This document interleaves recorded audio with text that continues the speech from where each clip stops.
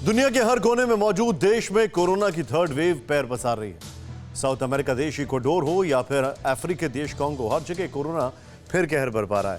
जहां इक्वाडोर में कोरोना के केस बढ़ रहे हैं तो वहीं कांगो में राष्ट्रपति पद के उम्मीदवार गाय ब्राइस कोरोना के शिकार हो चुके हैं। ये दोनों ही मुल्क दुनिया के सबसे गरीब देशों में से एक हैं और अब यहां कोरोना वैक्सीन नहीं पहुंची है। ऐसे में कोरोना की तीसरी वेव की आहट से लोगों में दहशत है।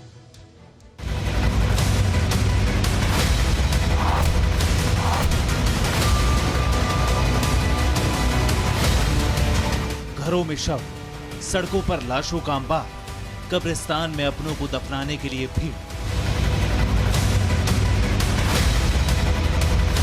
2020 की तस्वीरें देख आज भी दिल सहम जाता है। कहीं खिड़की से झांकने पर सामने लावारिस लाश नजर आती थी, तो कहीं घर में मौजूद शवों की वजह से परिवार सड़क पर रहने को मजबूर थे। कोरोना काल में मची त्रासदी की तस्वीरें इक्वाडोर की, जहां 2020 में जानलेवा कोरोना वायरस ने वो तांडव मचाया जिसे कभी भी भुलाया नहीं जा सकता। दुनिया में कोरोना को पैर पसारे 1 साल से ज्यादा हो गया, मगर इक्वाडोर के हालात आज भी कुछ ऐसे ही। आज भी इक्वाडोर कोरोना से उसी तरह जूझ रहा है जैसे 2020 में जूझ रहा था।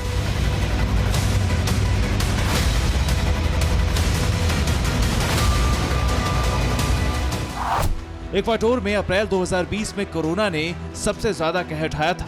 हर दिन औसतन 2000 से 3000 केस सामने आ रहे थे, जबकि 40 से 60 मौतें रोजाना हो रही थी। वहीं इस साल मार्च की बात करें तो 12 मार्च को यहाँ 65 मौतें हुई। 17 मार्च को 41 लोगों ने दम तोड़ दिया, जबकि 19 मार्च को 79 मौतें दर्ज हुई। वहीं मार्च में 1200 से 1400 कोरोना केस रोजाना दर्ज हो रहे हैं। यानी इक्वाडोर में हालात बद से बदतर होने के कगार पर है और इसकी बड़ी वजह है इस देश में फैली गरीबी, सरकार की लापरवाही और भ्रष्टाचार। लापरवाही और भ्रष्टाचार के चलते ही इक्वाडोर के नए स्वास्थ्य मंत्री रोडल्फो फॉर्डन को महज 19 दिनों में इस्तीफा देना पड़ा। रोडल्फो पर आरोप था कि उन्होंने चोरी छिपे कोरोना वैक्सीन लगवाई। वहीं इक्वाडोर के पूर्व स्वास्थ्य मंत्री जुआन कार्लोस को भी ऐसे ही आरोपों के चलते इस्तीफा देना पड़ा था। जुआन कार्लोस पर आरोप था कि उन्होंने वैक्सीन की डिस्ट्रीब्यूशन में घपला किया। कार्लोस ने अपने परिजनों और देश के खास लोगों को वैक्सीन मुहैया करवाई, जबकि यहाँ सबसे पहले वैक्सीन फ्रंटलाइन वर्कर्स, आर्मी और बुजुर्ग लोगों को लगनी थी। जहाँ इक्वाडोर में कोरोना साल भर से बेकाबू है, वहीं सियासतदान सबसे पहले अपनी और अपनों की जान बचाने की कोशिशों में लगे। इक्वाडोर में हुए वैक्सीन घोटाले के पीछे की एक बड़ी वजह है वैक्सीन की शॉर्टेज। दरअसल इक्वाडोर दुनिया के सबसे गरीब मुल्कों में से एक है। उसके हालात कुछ पाकिस्तान जैसे ही, जिसकी इतनी हैसियत नहीं कि वो जनता की जान बचाने के लिए खुद वैक्सीन डेवलप कर सके, और वैक्सीन खरीदने के लिए इक्वाडोर के पास पर्याप्त पैसा है नहीं। ऐसे में वो दूसरे मुल्कों से आस लगाए बैठे।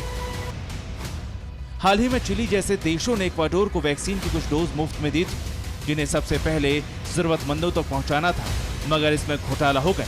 अगर इक्वाडोर में वैक्सीन जल्द नहीं पहुंचती तो यकीनन यहाँ के हालात बद से बदतर होना तय। कांगो टू इक्वाडोर, कोरोना का असर ताबड़तोड़। सिर्फ इक्वाडोर ही नहीं, अफ्रीकी देश कांगो के हालात भी ठीक नहीं। 8 करोड़ की आबादी वाले कांगो में 10,000 से ज्यादा कोरोना केस सामने आ चुके हैं, जबकि 140 से ज्यादा लोगों की मौत हुई है। कांगो में फिलहाल कोरोना के केस कम है, मगर एक्सपर्ट्स का मानना है कि यहाँ कोरोना की थर्ड वेव बहुत जल्द पहुंच सकती है। कांगो के राष्ट्रपति चुनाव होने वाले हैं, मगर चुनावों से पहले ही राष्ट्रपति चुनाव के लिए विपक्षी दल के प्रबल उम्मीदवार कोरोना पॉजिटिव हो चुके हैं। कांगो मीडिया के मुताबिक राष्ट्रपति पद के उम्मीदवार गाय ब्राइस की हालत गंभीर बनी हुई और उन्हें अस्पताल में भर्ती करवाया गया। कांगो में भी कोरोना अब तक काबू में नहीं, क्योंकि गरीबी के चलते यहाँ वैक्सीन नहीं पहुंच पाई। एशिया से लेकर यूरोप तक कोरोना की तीसरी लहर लोगों को डरा रही। ऐसे में कांगो और इक्वाडोर जैसे देश अब तक कोरोना की पहली लहर से नहीं उभर पाए। अगर कोरोना वायरस यहाँ फिर अटैक करता है तो हालात कैसे होंगे, उसकी कल्पना करना ज्यादा मुश्किल नहीं। Bureau report, TV9 Bharatvarsh. आपकी सेहत आपकी बात। देखिए कैसे रहें फिट मेरे साथ। खान पान, स्ट्रेस, डिप्रेशन और अब जरूरी है बात। मैं हूं डॉक्टर शिखा शर्मा।